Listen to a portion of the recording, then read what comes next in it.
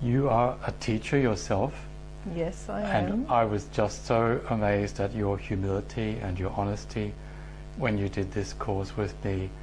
It's like you were the one who was crying the loudest. You were the one going the deepest.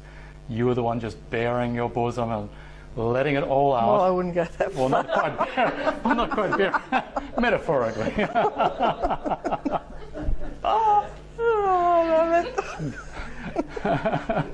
So, should be careful what we say. Your husband's watching. So, and I think that's remarkable, and that's what it's all about, isn't it? Just being ruthlessly honest with ourselves. Well, it is, and I haven't done any courses outside of what I've been given by Spirit. I'm very blessed in that I have an intimate relationship with Spirit, and they've always kept me on the path of being totally honest with myself.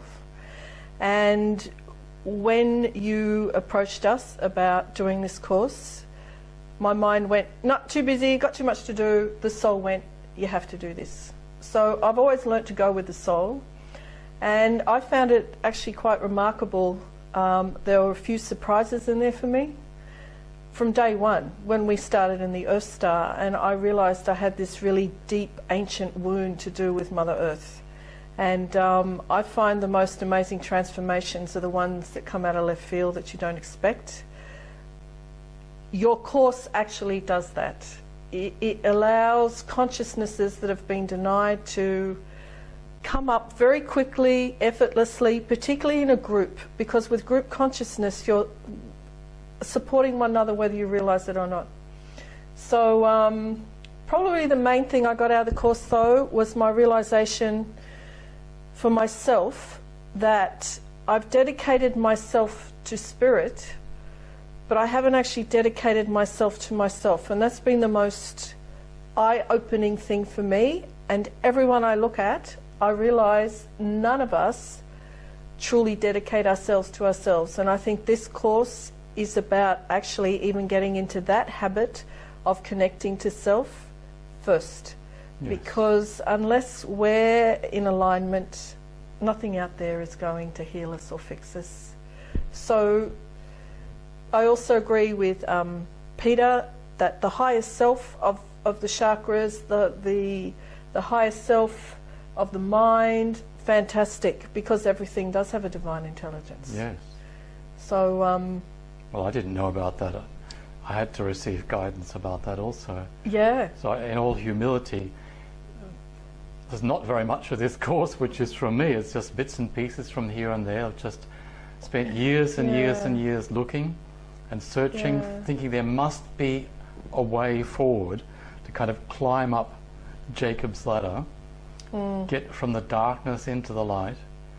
I had this interesting picture come up today. I remember about some research they did. I think it was with dogs, I'm not sure. If you have a hole in the fence and there's some food on the other side, a lot of dogs, they won't go around the edge of the fence because they have to lose sight of the food. Yep. And it's the same with human beings. You know, we're looking through some little dark slit, seeing some happiness. Yep.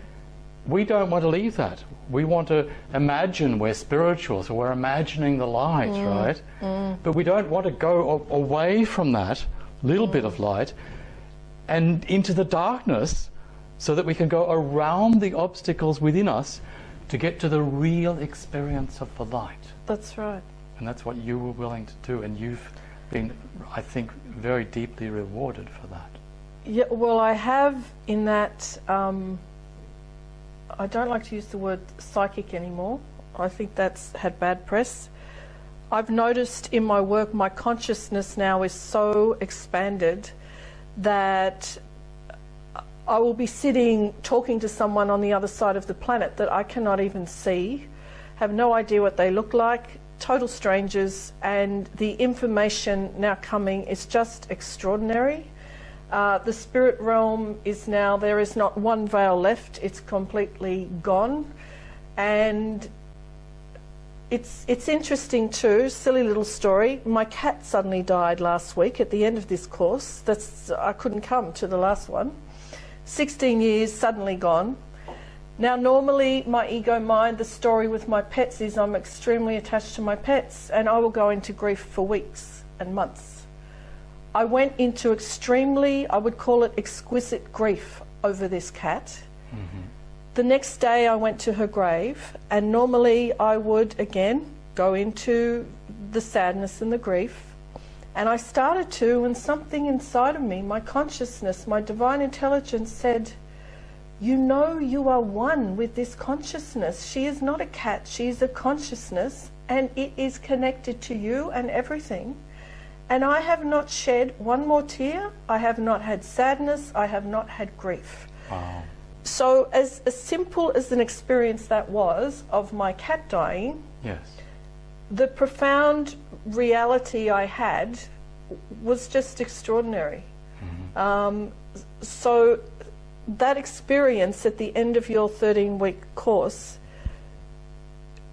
I literally had the tangible experience of there is no separation Awesome. between us or anything. So to me that is true freedom. That is where suffering ends and joy begins. So thank you, Huegio. Thank you so much. Pleasure.